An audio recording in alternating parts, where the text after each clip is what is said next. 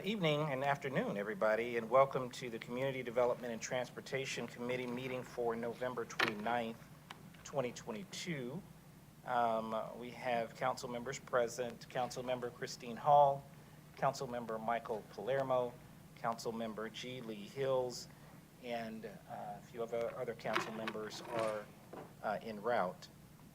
The purpose of committee meetings are for the city departments to convey information to mayor and city council and discuss initiatives listed on the published agenda. By ordinance, the committee consists of the mayor, members of city council, and the city administrator, and the city administrator serves as chair of the committee meetings. This is a public meeting, but not a public hearing. Therefore, while the meeting is open to the public, we do not take public comments or questions during committee meetings unless specifically authorized by mayor and council.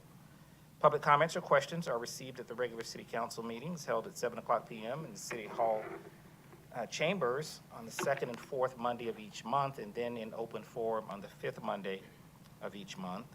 We do encourage citizens to engage our online platforms, and if you have any questions or need information regarding any matter, our staff is available to provide that information to you. In addition, if you have service requests or need to report a concern, we certainly would highly recommend the City of Roswell app or service web portal. The first item on the agenda this evening is the approval of the minutes for the Community Development and Transportation Committee meeting for October 25th, 2022.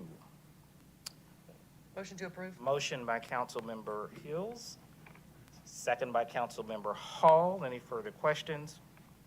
All in favor? Passes unanimously.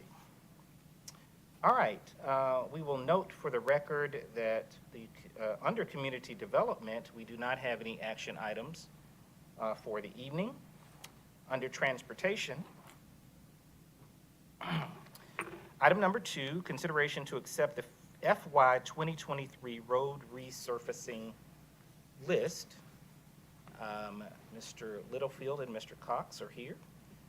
Gentlemen. Thank you, Mr. Knighton. We were here to present the road resurfacing list for the upcoming fiscal year, FY 2023. A very quick background for the committee. The Transportation Department typically requests about $3 million in local city-funded resurfacing each year. That amount is on top of the state LMIG grant funding. That's the Local Maintenance Improvement Grant, which is a state funding source that is basically a formula developed using centerline mileage and population of each city or county. Roswell being one of the larger cities, we get a pretty sizable piece of that, and Mayor and Council approved the LMIG application at the last committee meeting about a month ago. So we basically combine those two amounts and generate a road resurfacing list, which staff presents to the Mayor and Council each year before we can start procurement activities for the next year. So if all goes to plan, we are anticipating paving about 8.2 miles of roadway in 2023. Here's our road resurfacing list. I do apologize. I had to break the list up into 2 different pieces. The reason for that was, if you recall, last evening we had the mid-year budget agenda item, and Mayor and Council approved the mid-year budget, which included an additional $1.5 million for road resurfacing. So this original list was based off the original amount we had from last summer in the original FY 23 budget. So just in case the mid-year budget, there was any hiccups there, we had to have 2 lists for this evening. So this is the first part of the list. This is about 3.4 miles of centerline miles of local roads here in Roswell. And the second list, which is also part of this request for your approval, is an additional 4.7 miles of resurfacing with that 1.5 million the Mayor and Council approved yesterday evening.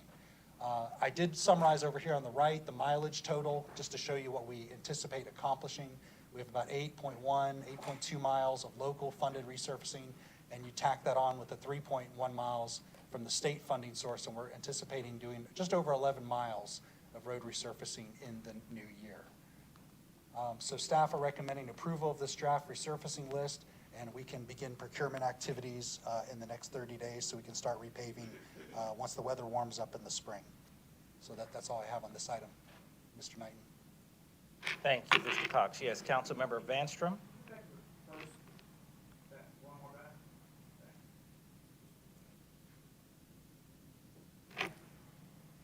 Councilmember Hall. I'm sorry.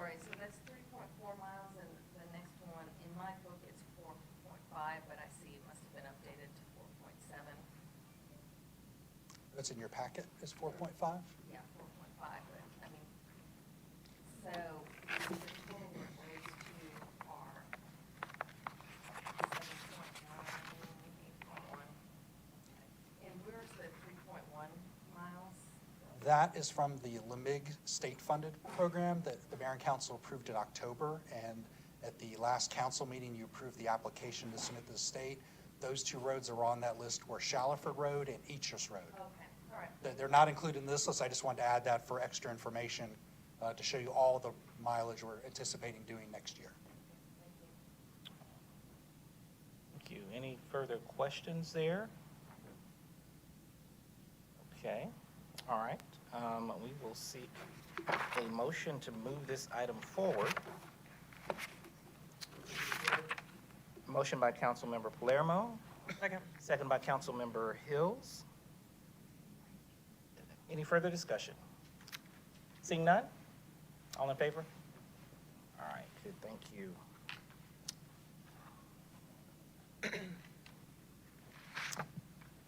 All right, item number three. Item number three, consideration to accept Prospect Street right-of-way agreement for a sidewalk improvement at 111 Prospect Street.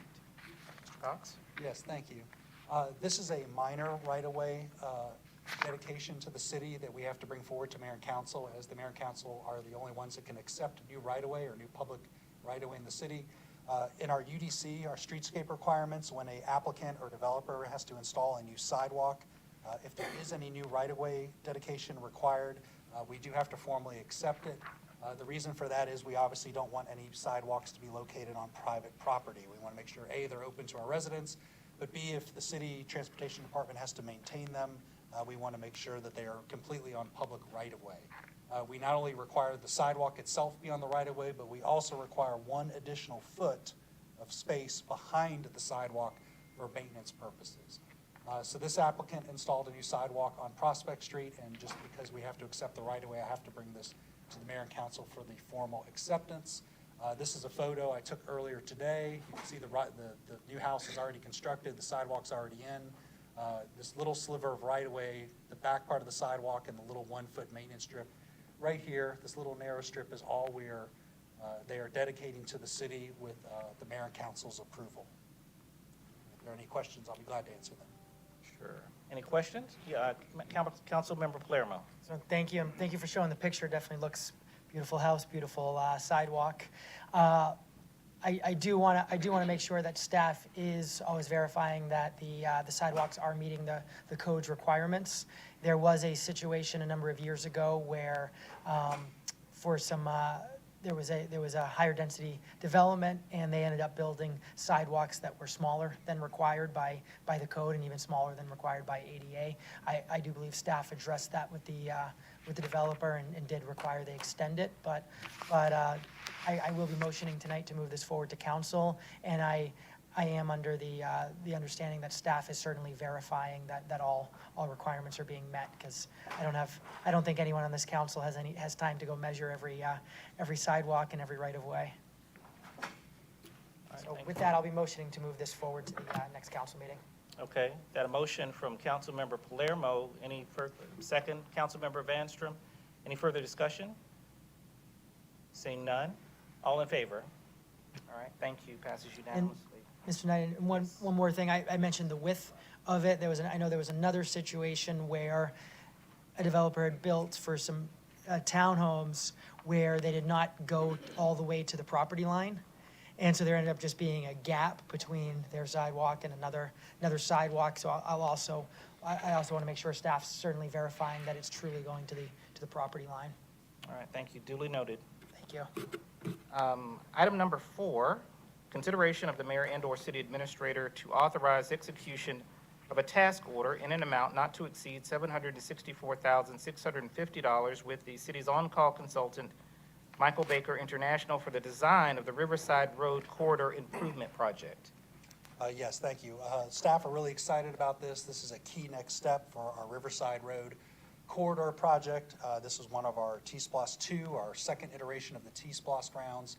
This was one of the first projects out of the gate where we started public involvement very earlier this year. And we work with our citizens, the mayor and council, and our Transportation Advisory Commission to develop the concept over the past several months, later part of the summer and into the autumn. The mayor and council approved the concept on October 24th, 2022, just over 30 days ago.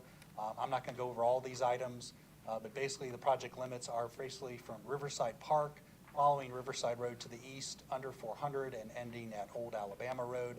The improvements have several different items, including new sidewalks, multi-use trails, buffered bike lanes, some traffic calming features with roundabouts, median islands, new traffic signal, and some other intersection improvements.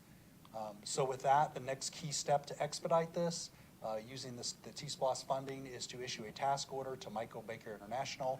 They are the same firm that worked on all the concept elements over the past several months, and that amount would not exceed $764,650. They would be doing the preliminary design, final design, and any of the subgrade utility work over the next 18 months. Funding is already available per the mid-year budget request. The allocations were put into the T-SPLOST account, so there's funding available for this line item, and staff are recommending issuing this task order to Michael Baker International to start the design work. Thank you, Mr. Cox. Councilmember Palermo, excuse me. So, Mr. Cox, for clarification, you mentioned how there was a lot of public input this year on this project, but it's my understanding there was public input involving the neighborhoods and a lot of individuals living near there prior to this year. Is that, or was it this year? I believe there was some initial survey work. There was an initial stakeholder meeting that was held early on in the process where key stakeholders were involved. Then later went out to public input and a public survey that was done early in 2022. We held a public meeting, I believe, at the Catholic Church down there on the corridor. So there's a lot of good public input early on. Excellent. Thank you for that. Before the council even saw the initial concept. Thank you for that clarification. Thank you. Any further comments or questions? Seeing none, we will entertain a motion to move this item forward. Motion to move this forward to council. Motion by Councilmember Palermo, second by Councilmember Hall. Any further discussion? Seeing none, all in favor? Thank you. Passes unanimously. Item number 5, consideration of a modification to right-of-way encroachment policy to allow for installation of security cameras for public schools within the city right-of-way. Yes, this is a peculiar instance where we have a policy here at the city to allow items in our city-owned right-of-way along our roadways. Previously, we've had requests for some of the license plate reading cameras or the security cameras be installed. Previously, we've had a few neighborhoods approach us to install them, and our policy was initially crafted to help HOAs install these license plate reading cameras in their right-of-way. Our policy also outlines charitable organizations can use that. However, we received a new request from Fulton County Schools, along with the Flock license plate reading company. They're the same outfit that provided the new license plate reading cameras around the city. They've been posted in several dozens of locations at the entry points of our cities. They're also around some of our parks now. And also there's, I believe, a few of them on private property at a few locations. I believe Fulton County Schools already has a handful of them on their own private or Fulton County Schools property around the city. However, Roswell North Elementary has some constricted right-of-way in front of their campus. If you know it, off of Woodstock Road, it's very constricted parking lot there at the entrance. So they approached us to request if they could put 3 license plate reading cameras on city-owned right-of-way on or near Woodstock Road. However, our policy, which is outlined here on the screen, is currently in conflict with that. So staff wanted to bring forward some potential changes for your review to see if this could be amended so these license plate reading cameras could be installed here. Just to give you a high-level view of where they propose to be located, they had 2 along Woodstock Road. This is just north of the school near Wave Tree Drive. This is the camera. You can see the little outline there. It's kind of facing south, so southbound vehicles would have their license plates read. And over here on the side, there'd be one located right near the entrance to Roswell Area Park by the traffic signal facing northbound. The third camera would be installed at their entrance right here at the driveway. This is their main entry point for visitors and drop off in the morning for Roswell North Elementary. But again, the camera would be positioned just off the sidewalk in city-owned right-of-way. So we wanted to propose for discussion some changes to the policy. The red text is what staff are proposing to add to allow this, if that's what's desired by the mayor and council. We assume that public schools will be included in this government-affiliated entity. We also took the liberty of adding hospital. I know North Fulton Hospital has a lot of land. They probably have a lot of private property they could put cameras on, but we thought we'd include it just for consideration at this time. And the second part, there was just one minor clarifying wording here.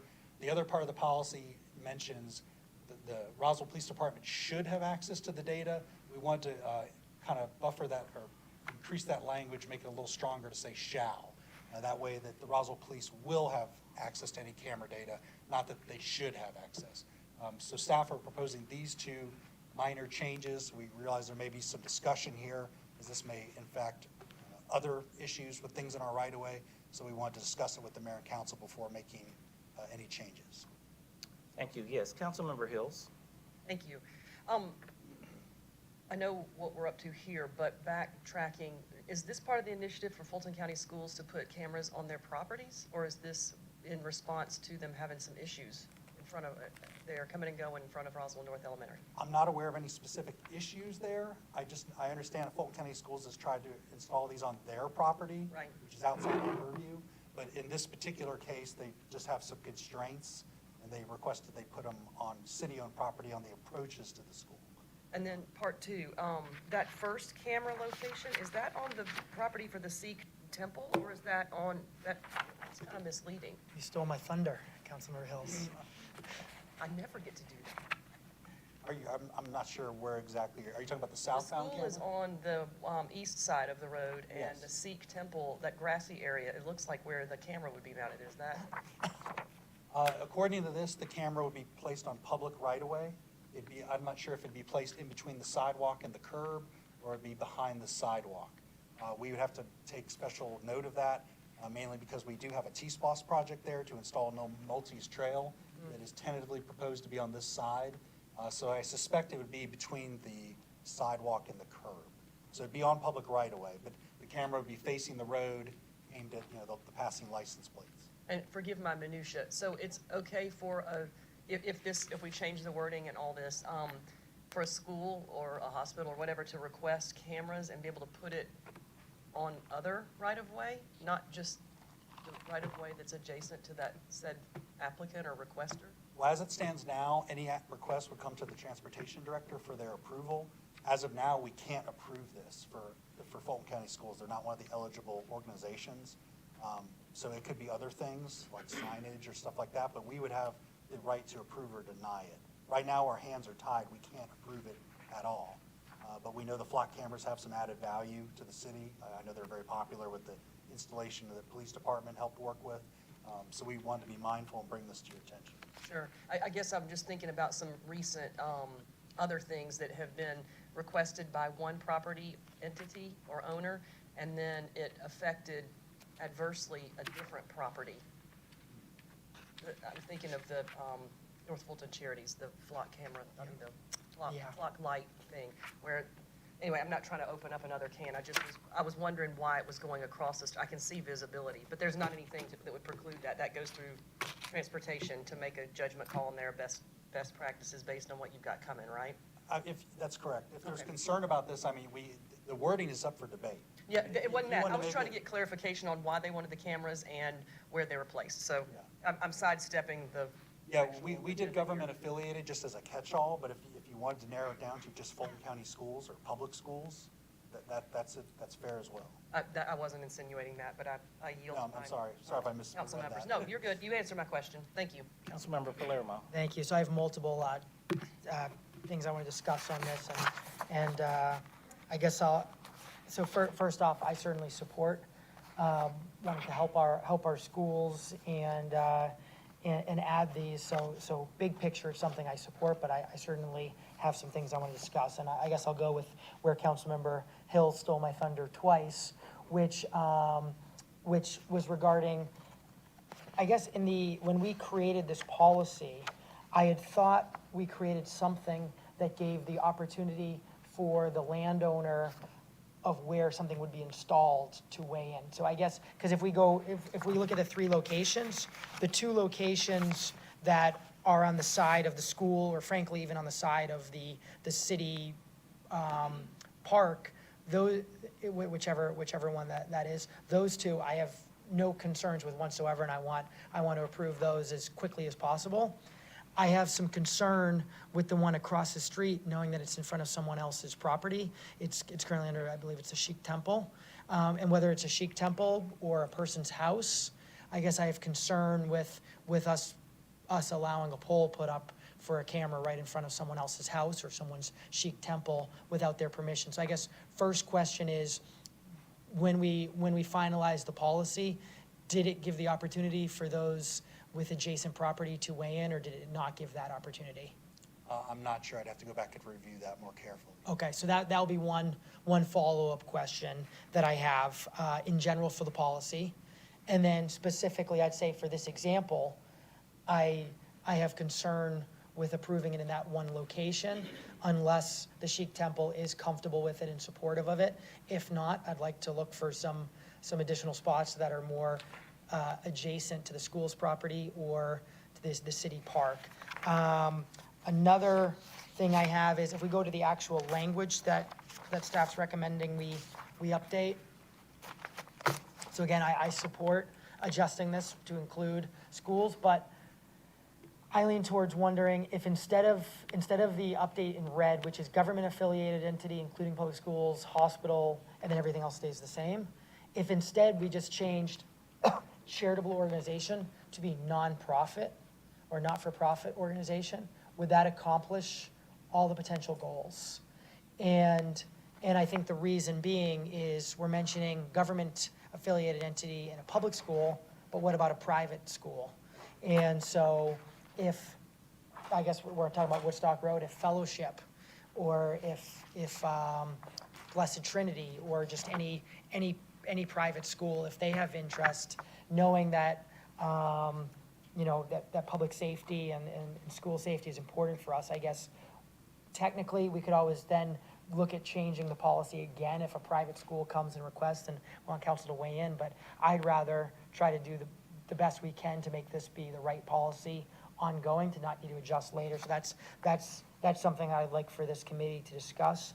And then there was one other thing around that I wanted to bring up as well. Oh, so for flock cameras, it's my understanding, and this probably is a question for the police department, it's my understanding flock cameras are only recording license plates and nothing else. Is that accurate, or is that not accurate?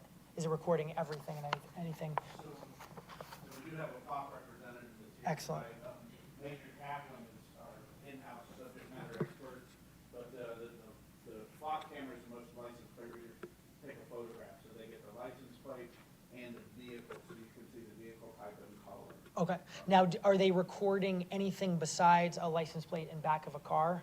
Is it like an ongoing video or is it just a picture of the rear of a car or a license plate? I'm gonna let Major Kaplan address. Excellent. Just the rear of the car, so you're able to see vehicles with plates, vehicles without plates, or both. Okay. But then I guess if there's no cars, is anything being recorded?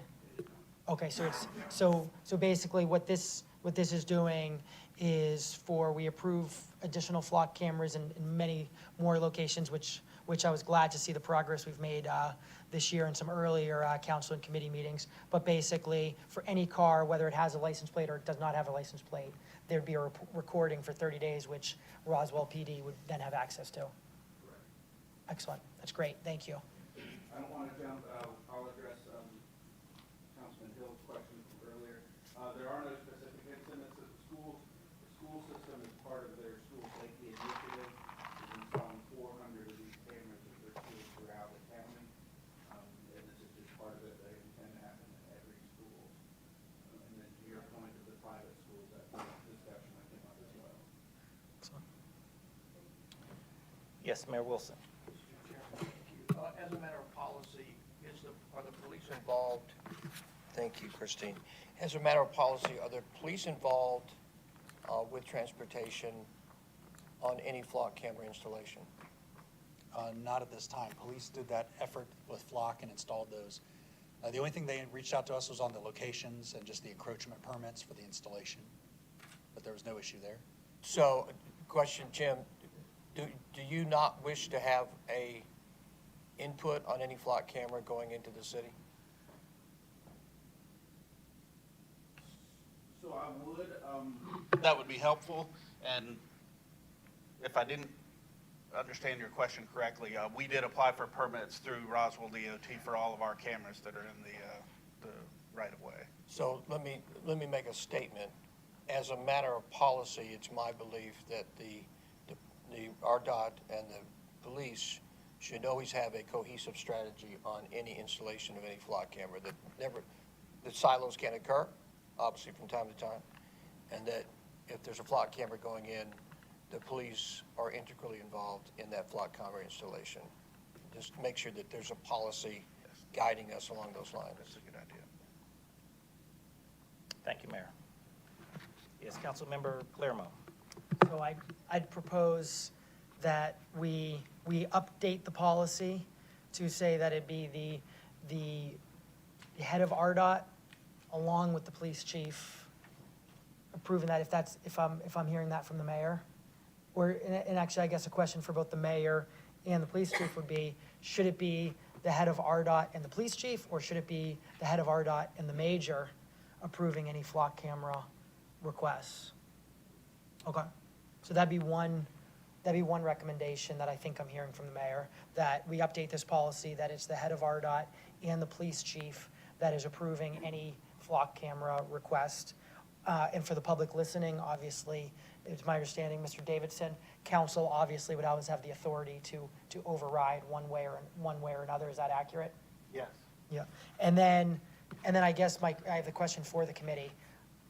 I lean towards thinking that if a private school's requesting it, as long as it's approved by the head of RDOT and the police chief, that we should allow it. And if this committee agrees with that, then I guess the question for this committee and for staff is, would we accomplish the same goal by just changing the red, deleting the red, and then just changing charitable organization to instead be a not-for-profit organization? And if you disagree with that approach, I'm fine with that. I just want to see what the most concise, clear way for our residents is. Yes, Mayor Wilson. Mr. Chairman, I concur with Councilmember Palermo's position that it needs to include all schools, both public and private. Okay, all right. Yes, Councilmember Hall. This question is for Mr. Davidson. When we crafted the language here, I think we had discussions about using nonprofit versus charitable. Do you recall? So I remember the discussion, but I can't remember why we went with charitable instead of nonprofit, to be honest with you. So yes, I think we did have that discussion, but I can't remember. It seems that nonprofit would be a more standard terminology than charitable. I just couldn't remember. Yeah. Yes, Councilmember Palermo. And lastly, I mean, so this certainly, I certainly agree with the shall, certainly agree with the mayor's suggestion that we're adding who approves it, and it's a joint approval. It sounds like we're in agreement. We can figure out the exact best words to change the policy, but I think we're in agreement in what it should accomplish. The only last item is that, I'll tell you, for me, it is important that someone with an adjacent property to that right-of-way should have the chance to weigh in. I don't think I should, if I'm, I guess, any of those things, I don't feel I should have the opportunity to just guaranteed put a camera up in front of somebody else's house if that's not what they want in their front yard. I do believe we put that in because when we first created this, I think that was a part of the discussion. But the risk that we did not, I'd want to make sure we address that with these policy updates. And again, I think that's very relevant for this request, because I think the two that are adjacent to the park property and the school property, I think are, in my opinion, are no-brainers, and I'd love to see that accelerated. But I certainly would want to take hesitation with the Sikh temple out of respect for the Sikh temple. And again, even if it was just a person's home there, same thing, I'd want to make sure we're respecting them for what's going to go basically in their front yard. Yes, Mayor Wilson. Mr. Chairman, Councilmember Palermo, your caution on private property is noted, and I think correctly noted. And I think submitting to the will of the private property owner is a wise course. However, I would submit, what happens if the private property owner does not, and you have subsequent private property owners do not allow you to put in a flock camera, and it's in the best interest of public safety? What do we do? Yes, Councilmember Palermo. I imagine the mayor's very intelligent question may have been rhetorical, but I love the opportunity to answer that very intelligent question. I lean towards thinking that's a situation when it should be mayor and council deciding what the best interest is. So I would envision a policy that gives the police chief and the head of RDOT the opportunity to approve when the adjacent owner approves, property owner approves. And if there's a request where it does not come with approval from that adjacent property owner, that's a decision for mayor and council to weigh in on. Councilmember Hall. In situations where there's stop signs, street lights, other types of signage, speed limit signs that go up in right-of-way, is this is a similar situation. And in those situations, do we get the property owner? We don't. No, we wouldn't have any signs posted anywhere. I regret to think if that was the case. So this is. I could see a policy like if you move it to the edge of their property, maybe a good compromise, but I understand the point that if this person says no, well, the next person says no, then you might go 2 miles down the road before you get a yes. So it's complicated, I agree. And these are probably, I think I've seen them, they're very slight and very slim, probably more slender than a speed limit sign and less obtrusive than something like that. Yeah. Yeah, I'm not sure if there's any applications where they could be attached to other things, or if they're a freestanding pole, they can be attached to other signage if necessary. So, I mean, that might be a solution if there's another alternative, so we're not duplicating multiple things in the right-of-way, attach it to an existing sign. Maybe that's the solution. Yes, Councilmember Palermo. On this topic, again, I think that's where, when there's not the support, I think it's mayor and council that should be weighing in on what is the ultimate public good. Because I think the real example on why there was such discussion around adjacent property owner needing to be supportive is because an HOA. If you've got a topic where 51% of the HOA wants this flock camera, 49% does not, and then for it to go on the properties of the 49% opposed, I think that's creating something where, is it in the best interest for it to be on city property? Whereas, and I think when it's a school, I think it probably is something different, but something I think, because there's that gray area, that's the unique one where I think the city should be weighing in. And that's, again, only if when there's an adjacent property owner that's opposed. Councilmember Morthland. On this Sikh temple property where the camera is proposed right there, if I'm not mistaken, there is not a freestanding pole there already, correct? It is. I'm not sure.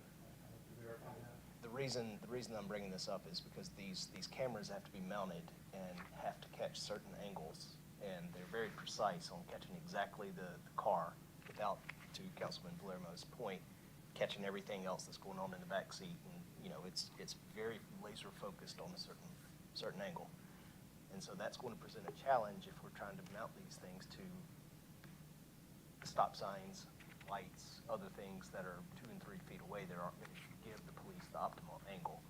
So it's just another conversation that we need to keep in mind to maximize these flock cameras. We need to actually have dedicated poles to these pieces, unless something is there that matches perfectly, if I'm understanding the description of these. Mayor Wilson. Thank you, Mr. Chairman. I completely and wholly respect the perspective of Councilmember Palermo, understanding that the council has the final say as representatives of the people. And I think that is well worth noting and continue to repeat. I think also valuing private property rights is a very important modicum of how we legislate and how we don't legislate, and I think that's very important. I think there's two very salient points that Councilmember Palermo brings up. However, there are decisions that a government makes in the interest of public safety, and sometimes those are expedient in terms of the rights of private property, i.e., as was the aforementioned stop signs. If you ceded the desires to a private property property owner, can I put a stop sign on your property?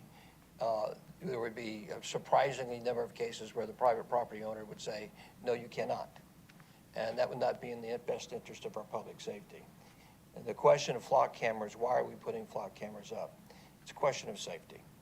It's a question because we think as the elected body that it's in the best interest of our fellow residents to put up flock cameras to help on a number of matters of public safety, but foremost around speeding. So this is a tool to help protect all of our residents. And the reality is that we do have to trust professionals who work for the city of Roswell to make informed decisions. If it is objectionable, obviously the council has the opportunity to weigh in and say, we don't agree with that.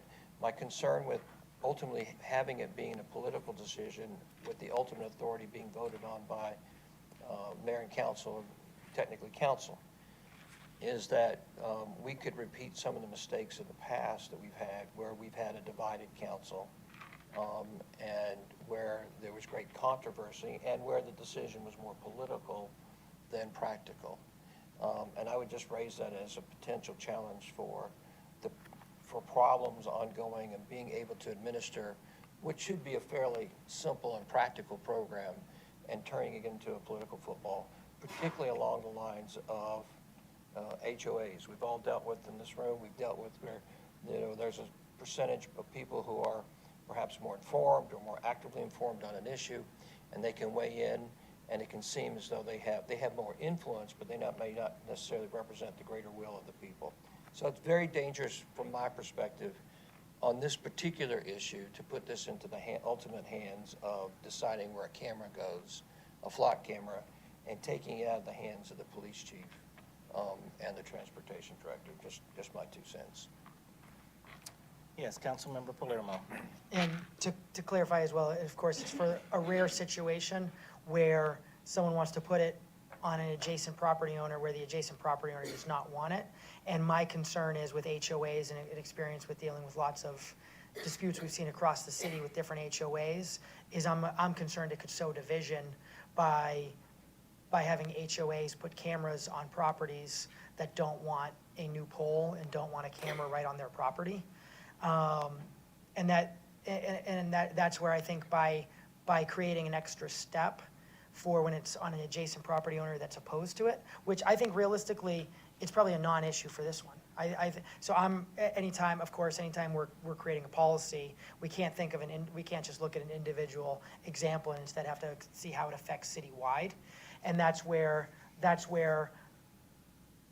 I believe an additional step when there's an adjacent property owner opposed gives the opportunity where at least there is an HOA looking for compromise or working with the police chief or the head of RDOT to see, is there another location nearby that actually accomplishes all their goals versus if we don't put in the proper process, there'd be no reason for the HOA to look at doing it on another person's property. They can pick the exact property irrelevant of their opposition and irrelevant of the percentage of support within that neighborhood. So that's where I just have concern when it's not adjacent. The irony is, I'm still pretty sure this policy specifically did address adjacent, but nonetheless, I think this is a very relevant discussion. Thank you. Yes, Mayor Wilson. Yeah, and the fascinating thing is there's probably not a more law-abiding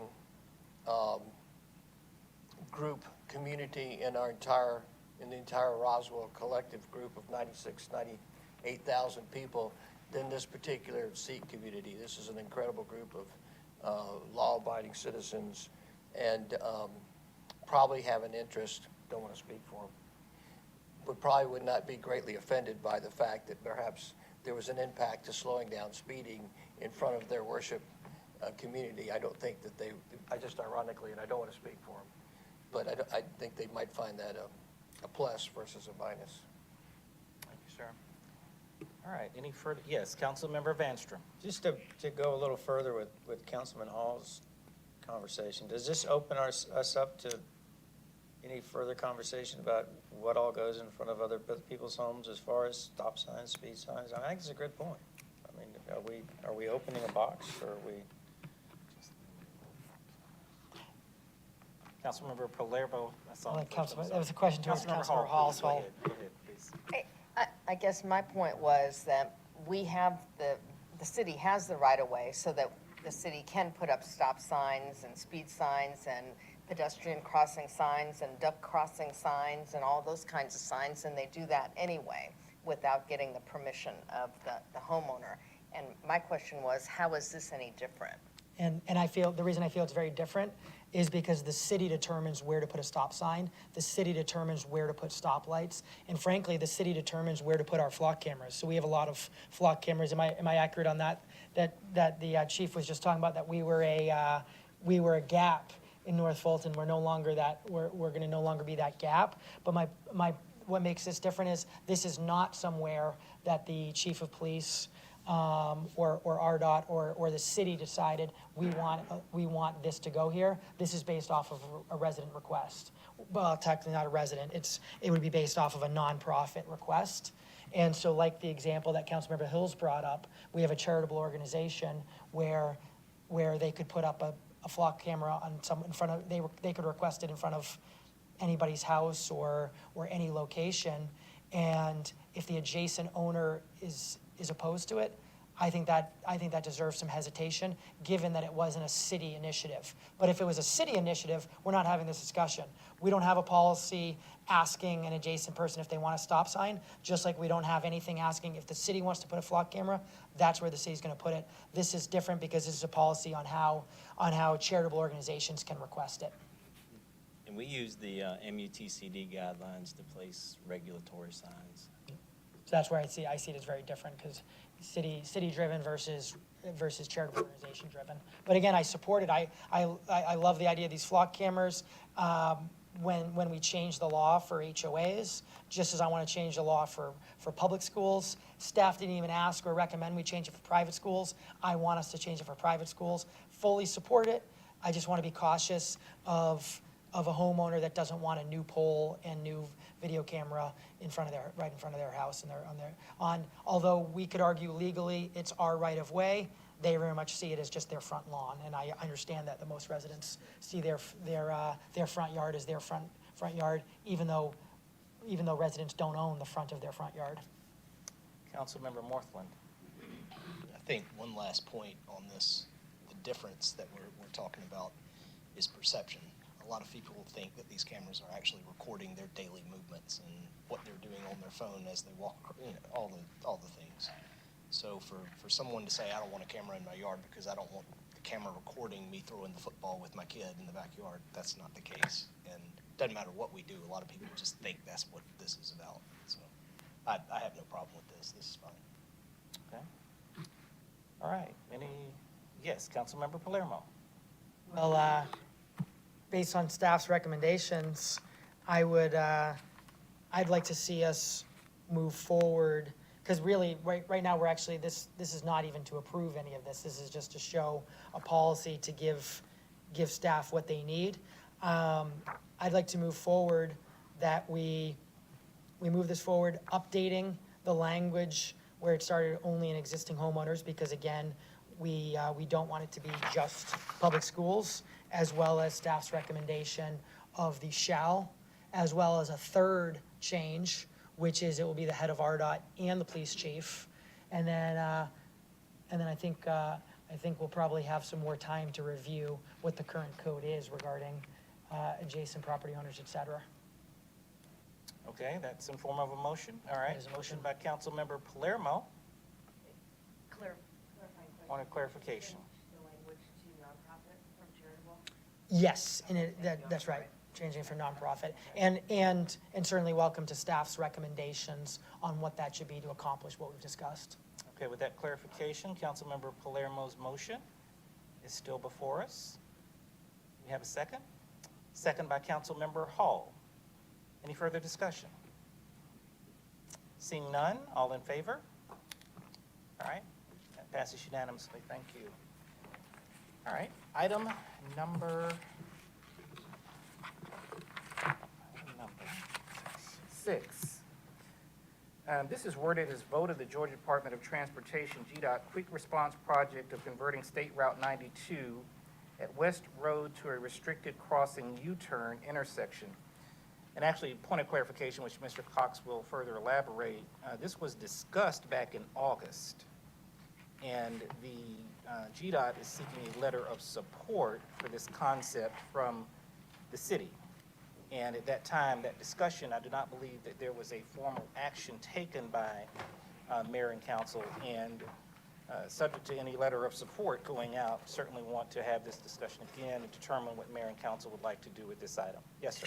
Mayor Wilson. Mr. Chairman, I would like to move to the committee to reject this potential proposal and say thank you, but no thank you. We wouldn't be interested in this.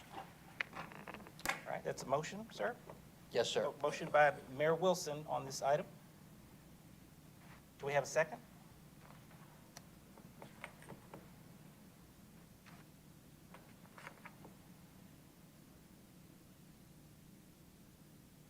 Do we have a second? Yes, clarification, yes, ma'am.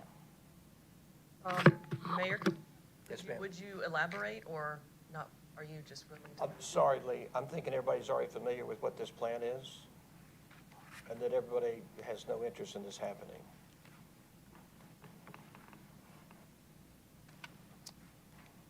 This is where where you, yes. Yes. Okay. You got a different perspective, absolutely. I didn't think anybody wanted this. Let me just speak for me. I know I don't want it, but I guess I'll be in the massive minority. I don't believe our residents are going to be particularly happy about this when they discover what this is. So I know that I was under the impression that nobody else wanted this as well. So obviously I'm wrong. So I guess we'll have a nice discussion, and I will lose on this one. All right. Yes, Councilmember Palermo. And I'd say, for me, I'm actually not sure if I'm supportive or opposed. That's where certainly I'd be curious to hear more, because I guess the one thing that has me interested to hear a little more is a lot of feedback we do get. Michael, can I interrupt you? Is I'm so sorry. My bad. Lee, I thought this was one that crab apple. My bad. Yeah. so the funny thing is, I did it first, and then I read it closer, and that's where I then got the I hesitation. apologize. I'm completely wrong here. 100%. Yes, Councilmember Hills. Let me remove my motion. All right, motion is off the table then for Mayor Wilson. Yes, Councilmember Hills. Thank you for that clarification. I have spoken to quite a few residents there, and it might cause some ripples at first for me particularly, it'll be a pain. But I do think it's in the best interest of the neighborhood, and I have not gotten any negative feedback. And just for clarity, this is not the crabapple piece. Okay. My bad. All right, yes, Councilmember Palermo. If this had been the crabapple piece, I certainly would have been seconding that motion pretty quickly. Over the years, we've certainly heard from a lot of residents and frankly a lot of your neighbors on just the dangers and safety concerns there. So that's certainly what gives me some intrigue and interest. But I guess what I'm curious about is specifically tied to this, a big request for safety purposes is the discussion of a left turn and having better light signals to support the neighborhood there, because there's always so much, frankly, I've brought up, I think actually, now I actually am recalling some of this discussion at a committee. I'm consistently seeing so much debris from different car accidents, and I really pray that they're small, minor, little ones, but I certainly see broken glass or pieces of things when turning onto, so it would not be West Road, so would that be Steeple? Yeah, and so I guess a question I have is if there is support for this, is GDOT going to allow the update for some safer signals so that Roswell residents can take a safer left turn into their neighborhood? Yes, one of our comments to GDOT early on after the discussion, as Mr. Knighton noticed, we did discuss this back at the August Transportation Committee, and the same sentiment was raised as a strong desire from the mayor and council. We did reach out to the GDOT to let them know that is something that we would like. They said if they do this project, that they definitely do a traffic study to see if it's warranted, and it's my understanding they would look at the data and are fully willing to do that. So, but it just depends if it's warranted after it's completed. So they're well aware of it. They're going to look at it as soon as the project's done. They would not be doing it as part of this project. That's not part of the funding, but they did agree they'll look at it as soon as the project is open and redone. Funding. What funding? Isn't it a matter of just changing light sequence? Oh, right now, I don't believe there's a left turn arrow or a protected left arrow there. You'd have to put a new signal on there and change it to a flashing yellow arrow or the green arrow. A lot of the signals will do that. There's a car waiting that triggers the sensor, and the light changes. It gets the protected green arrow, then it defaults to that blinking yellow arrow you see all over town. Any guesses on how much that costs? I mean, are we talking $1,000 or? I don't know the cost of a new signal head, but it'd be minimal. That'd likely be something that could be handled. Thank you. But GDOT has to permit it, though. It's their road. Councilmember Morthland. So two different streets. We're talking about West Road on this project right here. And then that corresponds over to the Steeple Run entrance, as well as the Wildwood Springs, trying to make left turns into the Wildwood Springs. Yeah. I'm very familiar with the intersection. I mean, it's very dangerous. Residents take their lives in their hands each and every time they try to make a left-hand turn into oncoming traffic, some coming from Cobb County around a hairpin turn at 65 miles an hour, others as you're trying to play Frogger through the traffic. But that's a separate conversation. If we can push through this and be supportive of the West Road left turn scenario, and then that's going to lead us into a potential flashing light, yellow light, green light, whatever the case may be on that Steeple Run and Wildwood Springs, and that's progress. Anything we can do to get a left-hand turn signal at that Steeple Run, Wildwood Springs, highly beneficial. Right. It is already there. The cord is already wrapped around in a curl. All you have to do is hook a light up to it. I mean, it is that simple. All right, thank you. Any further questions or comments? Seeing none, I would entertain a motion. Yes. Motion to approve. All right, motion by Councilmember Hills, second by Councilmember Borthland. Any further discussion? Seeing none, all in favor? Thank you, passes unanimously. All right, thank you, gentlemen.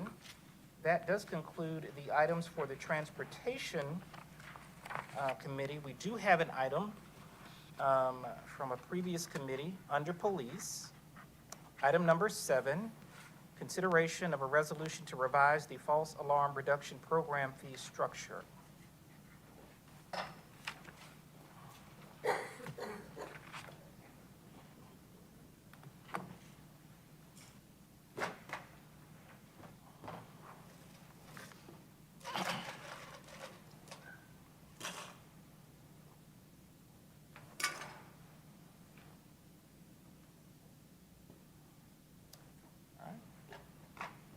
Good evening, Mayor and City Council. Just introductions in case you need them. John Pokrobowski is our 911 director. Joe Panino is our fire chief. Tonight we want to talk about the fees and fines related to the false alarm reduction program at the city of Roswell. First, we'll give a little bit of history and some of the challenges with false alarms in the city, and then we'll take your questions. So City of Roswell has had an alarm ordinance since 1987. The ordinance was last updated in 2021. During November and December of 2021, we had a trial program, a 60-day trial program, where we were using a vendor to administer the program, notify residents and businesses of false alarms, and handle the billing and collection of all of those fines and fees. The current fee setting resolution was approved by the mayor and city council in April of 2021, and as I mentioned, the intro period that we went through in November, which is a 60-day trial period. To give you an overview, nationwide, approximately 99% of alarms are false alarms. For the Roswell Police Department, alarms account for approximately 20% of our dispatched calls for service. They are the #1 call category of police dispatched calls for service. I just wanted to show an example from our annual report. These are the top 10 dispatched calls for services for the City of Roswell Police Department for the year 2021. Our #1 was alarms at 4,200. Meet person was #2. Traffic accidents was our 3rd highest.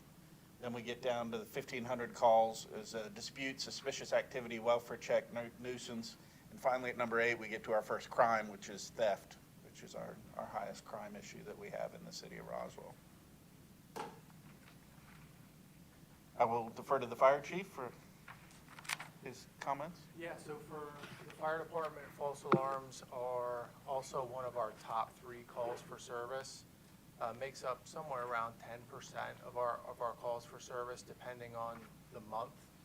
And about 85 to 90% of our fire alarms that we're dispatched to turn out to be false alarm or unfounded. In other words, there was not smoke, fire, or hazardous condition present. In the stats I have up here from October of 2020, the most recent stats that we have, we had 82 fire alarms in October. About 70 of them were false. 8 were repeat locations just in the month of October, so more than one in the month of October. And we spent about 15 hours of commitment time, unit utilization time. In other words, a fire engine was assigned to a false alarm call about 15 hours in the month of October. And that's all of our calls by volume in October. And for October, fire alarms landed at the 3rd highest by volume.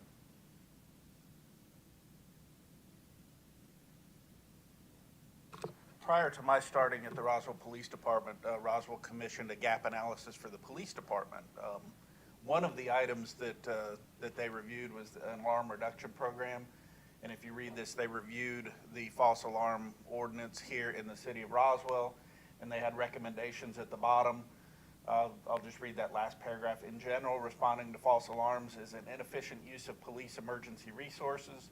The department needs a more aggressive approach. The RPD and the city should explore avenues to minimize these responses to the greatest extent possible. My understanding over the years, Roswell tried to manage this program internally with civilian personnel that would review the data and send out bills. And as staffing shifted, that pretty much went away. So the ordinance was not being enforced at all. This is the current fee schedule. If you just notice the annual permit fee, $25, renewal fee, $25, and late fee of $30. I'll have another slide here that's a little easier. That's proposed, but I've got one that's highlighted that I'm going to show you. In the front of my office, there's a book of historical articles, and these 2 articles about the 1987 alarm ordinance popped up. Just thought that was interesting. This is the proposed fee schedule. The changes are highlighted.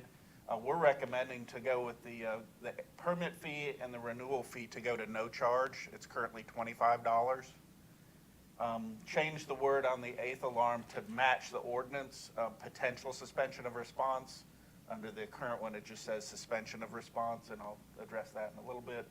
And to change the late fees, currently it's 30 days. We're asking to change that to 60 days and raise the late fee from $25 to $50.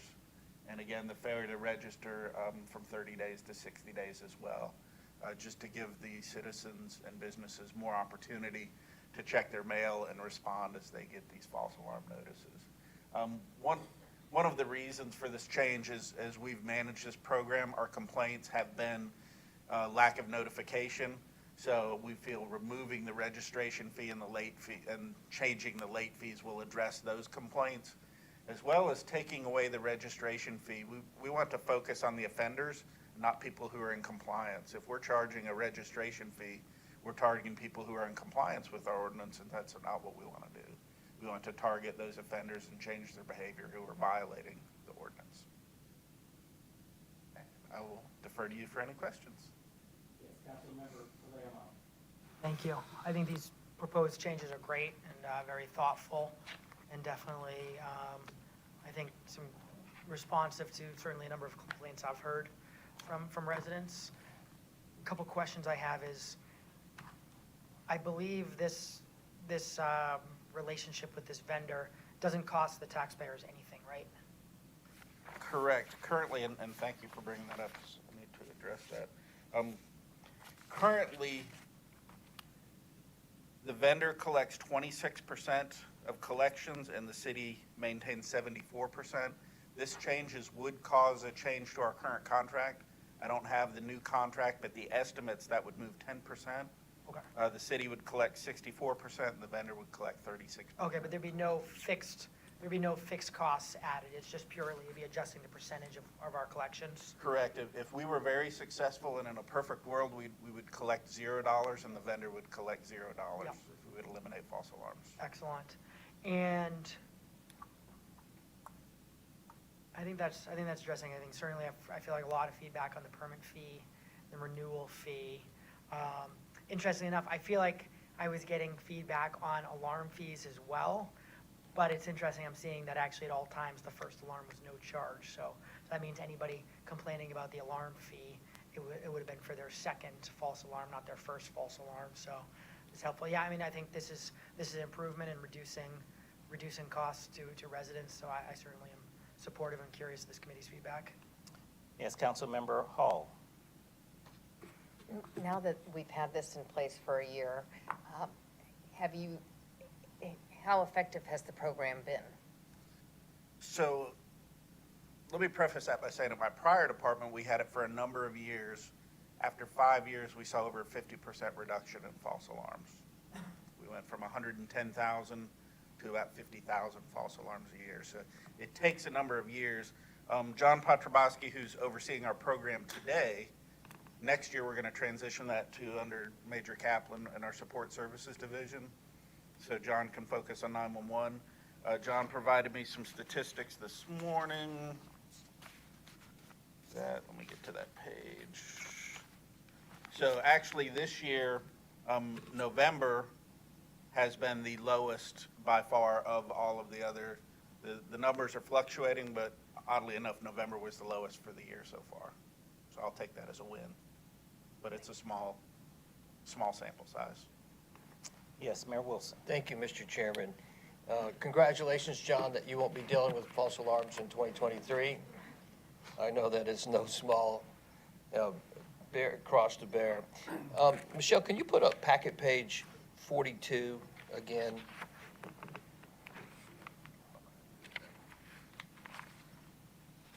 Out of this.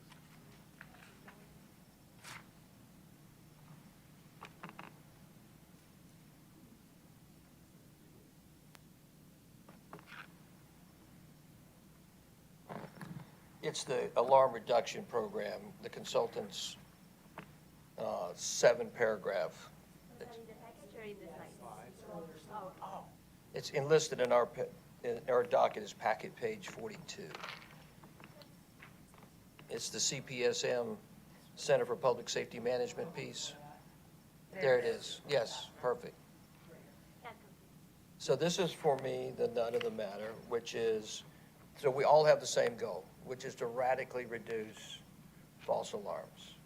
And in most of us, most residents have no idea the level of false alarms, how much time, energy, resources, and costs it adds to their fire and police. It is a tremendous drain of resources. Here's my problem. If I take you to the last paragraph, the vendor that you cite says, in general, regarding to false alarms is an inefficient use of police emergency resources. Check. The department needs a more aggressive approach. Check. The RPD and the city should explore avenues to minimize the responses to the greatest extent possible. Not check. This is just one strategy. And my concern is, Chief, is that seems to be the only bucket that we seem to keep going back to. And my concern with the false alarm strategy is we have demonstrated again and again as a city that we cannot comprehensively communicate with our residents and businesses in a way that is dependable. So we are, you know, people that say people have legitimate, we're depending upon the mail, a resource that in 2022 is used in very small regard. And yet that's what we're using for a billing system ostensibly. That is that's not a dependable system to out-launch such an aggressive program. I have a concern about that. I have a concern about that in the sense of that, particularly with repeat offenders. If we're spending this many hours responding, then we ought to come up with a strategy on spending so many hours, a partial amount of those hours, of meeting with those repeat offenders and coming up with strategies that are different than necessarily just billing them ongoing for an increasing false alarm fee.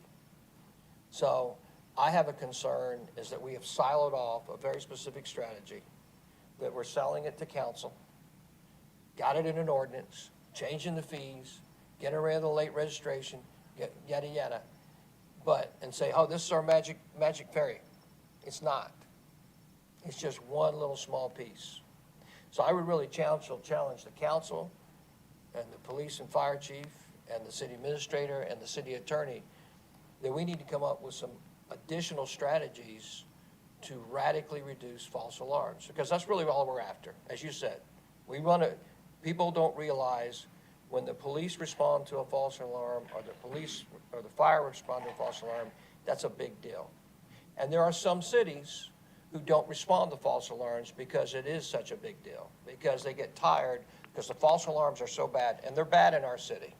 False alarms, 20% of our false alarms, 20% of your calls are false alarms. That's gigantic. That is a huge waste of resources. But I also have to challenge us and say, we got to be better than just simply using a third-party vendor who, in honesty, is not accountable to our residents. We are, and you are, but the third-party vendor isn't. So we've put in another link that makes it more difficult for our residents or our businesses, who's not accountable to them, who's getting now 36% of the revenue from the false alarm. So they're in the false alarm collection business. We're not, nor should we be, right? We just don't want to have false alarms. Correct. So you know I'm not tickled about this false alarm strategy. And I'm using your own vendors, he says, or she says, the RPD, the Roswell Police Department, and let's just add the Roswell Fire Department, and the city should explore avenues to minimize these responses to the greatest extent possible. This is one silo of a strategy. And I'm concerned you guys keep putting your horns into this one. Like, we got it. And by saying, hey, council, I need you to up the fees a little bit, we're good. No, we're not good. I'm not tickled about this, and you know that. And I'm not tickled about it the way we communicate to our residents and our businesses is in the mail, and we think that's dependable. That's not a workable strategy. So when people have complaints, a lot of them have legitimate complaints because the mail is not something people use in great regularity with great frequency for dependability in 2022. And that's our strategy of communication. So I'm not crazy about this. I do want us to radically reduce false alarms. But I do challenge you, David, and I challenge you, Randy, and I challenge you, Jim, and I challenge you, Joe. We got to come up with some other strategies in addition to this. That's my 2 cents. Yes, Councilmember Morton. Just to push that idea a little bit further with our vendor here, anytime you set your personal information up on the webpage for auto pay or auto draft on the first initial scenario, the first thing they do is send you a test message. Hey, please verify that you are who you are. Is it possible to get these people to do that on an annual basis as we're doing an annual renewal? Send that link to make sure we have the most accurate phone number, because as I read the police reports every other day, these open door calls that we get, every single time I'm seeing that the business owner or the homeowner was not able to be communicated with. And so we did the best job we could securing the premise, but could not get in touch with the homeowner or the business owner. Is that a potential way of trying to cut down on some of this? So, John, do you want to address some of the technology? Thank you. So what the program's designed to do, so initially, I think, and then part of the old ordinance was once you registered, you were registered. So this new ordinance, that's where the re-registration comes in. So, it does go out with mail, and I do see that being complicated. However, once you are signed up and once you're registered, and that was the extension of the 60 days to give you the time to check that, you get your email in there, you can put your phone number in there, all that contact information gets added in, and then part of the yearly renewal fee is, has anything changed?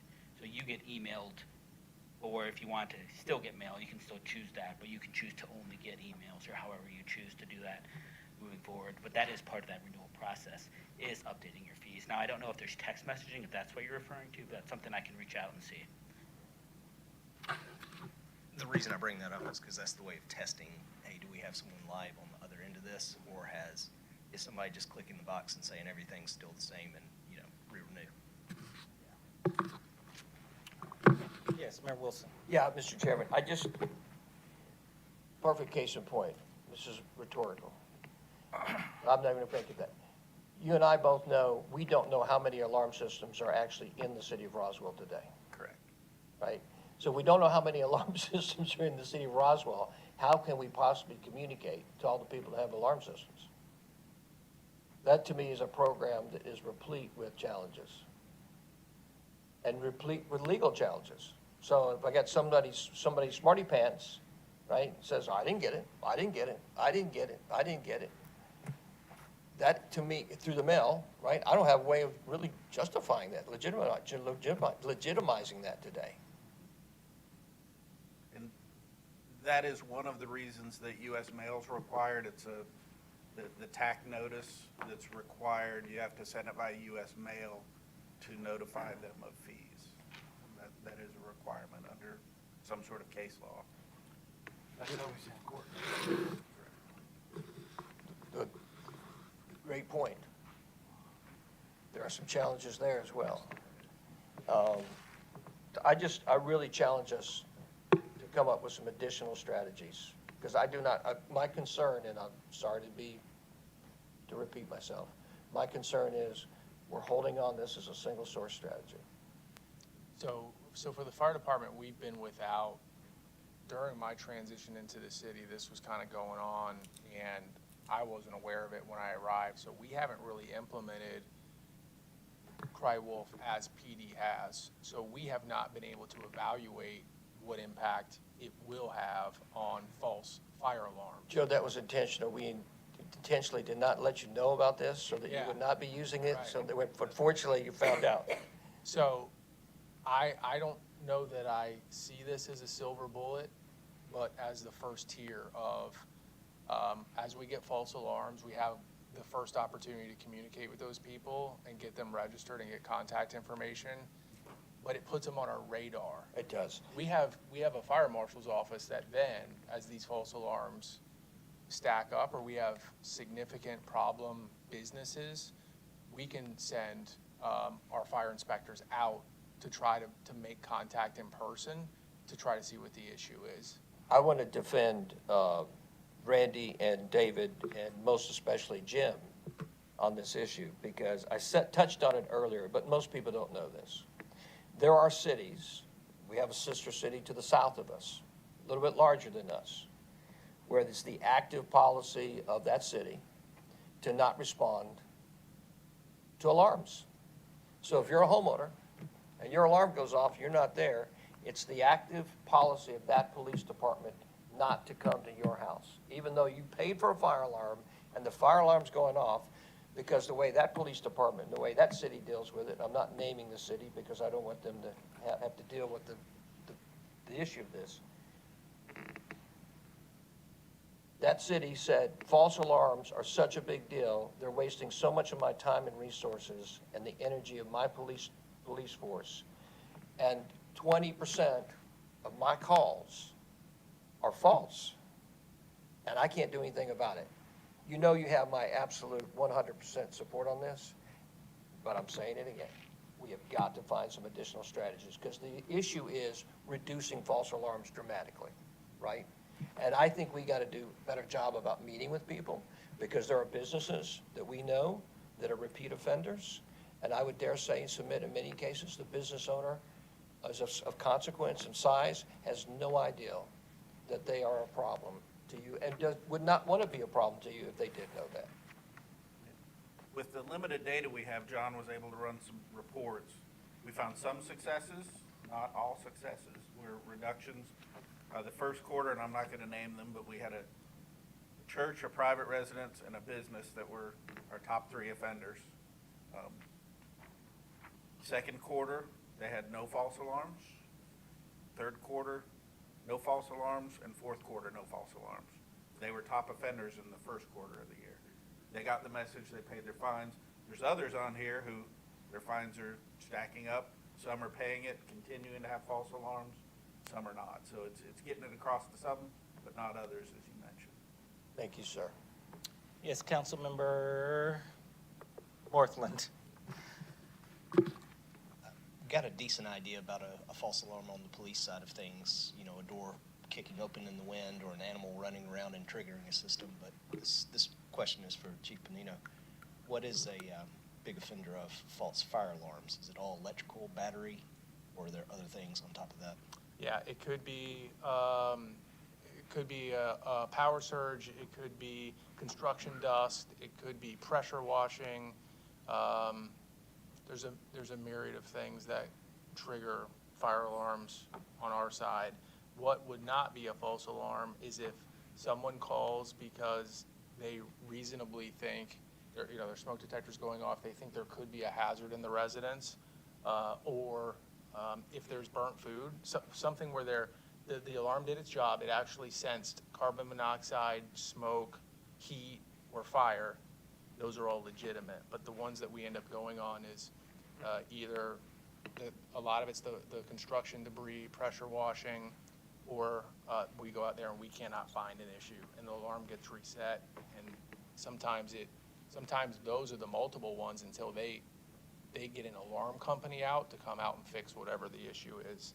But I think this helps put the impetus on the person that has the alarm system to get it fixed, as opposed to us keep coming out there until we get somebody to fix it.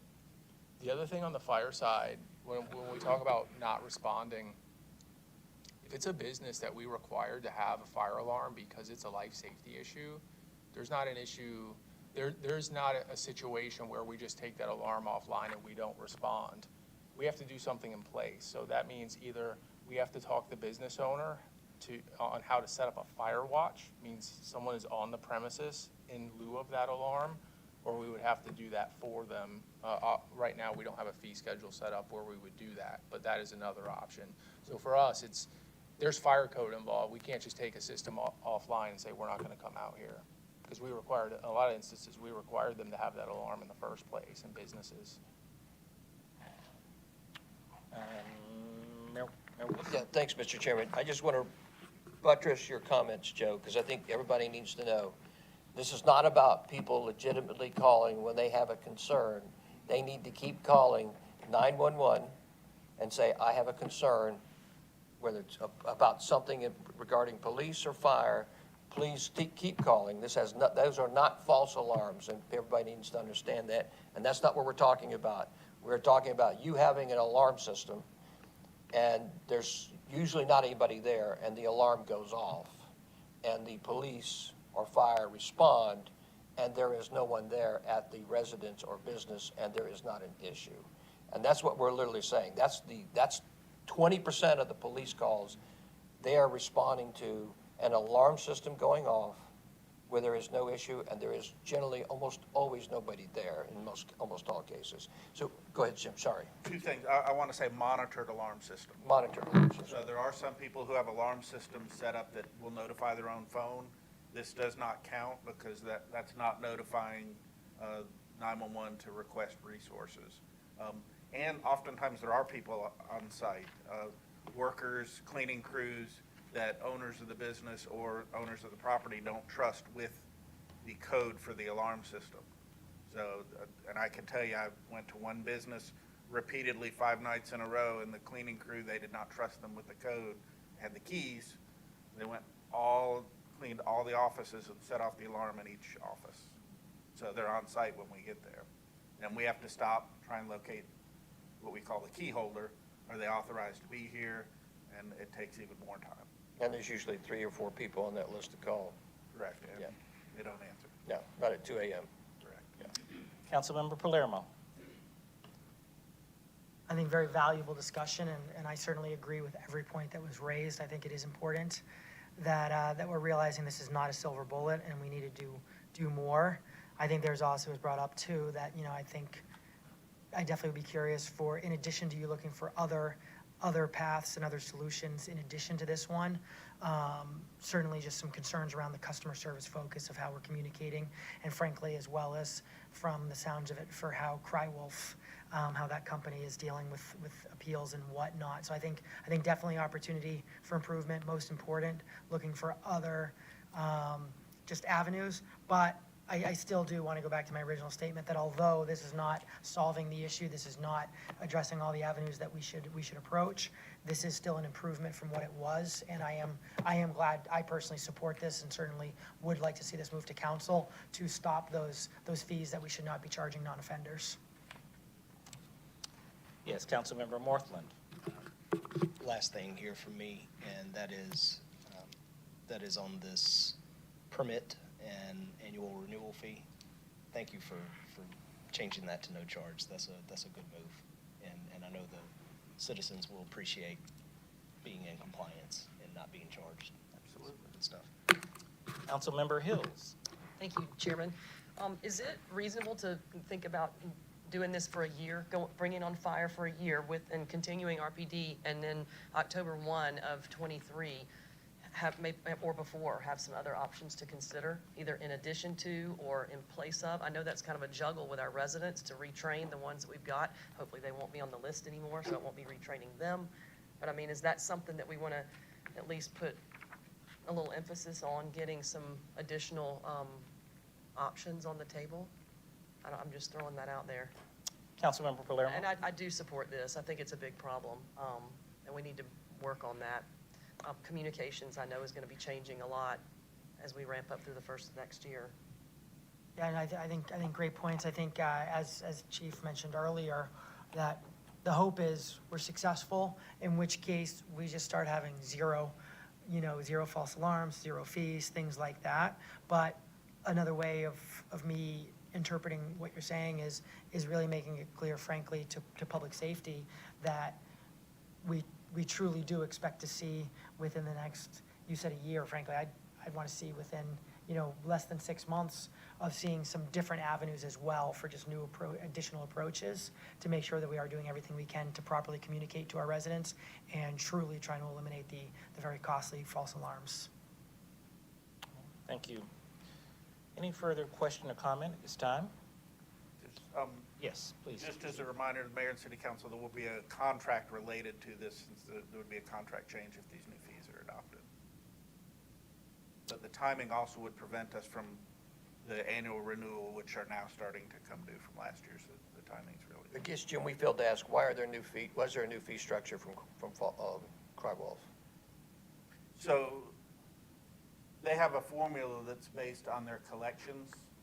So their proposal changes. Right now, if you charge the residents paying a $25 registration fee for every alarm, they're automatically getting that money in the future that they would not. So the formula changes. We're decreasing their revenue, so they want to increase their margin. Exactly. Yeah. So one example, and you had asked for a lot of data, so one of them, our one alarm count for residents is 58.24%. So they do receive a letter in the mail about a false alarm, and as Councilmember Palermo mentioned, there's no charge for that. So there's no revenue for that money as well. Thank you, sir. All right. Yes, I'd Councilmember like to Palermo. motion to move these changes forward to the next council meeting. All right, that's a motion from Councilmember Palermo. Second. Second from Councilmember Hills. Any further discussion? Seeing none, all in favor? Passes unanimously. Thank you very much. And with that, that does conclude the Community Development and Transportation Committee meeting for November 29th, 2022. We'll entertain a motion of adjournment. Motion by Councilmember Morthland, second by Councilmember Hills. All in favor? Passes unanimously.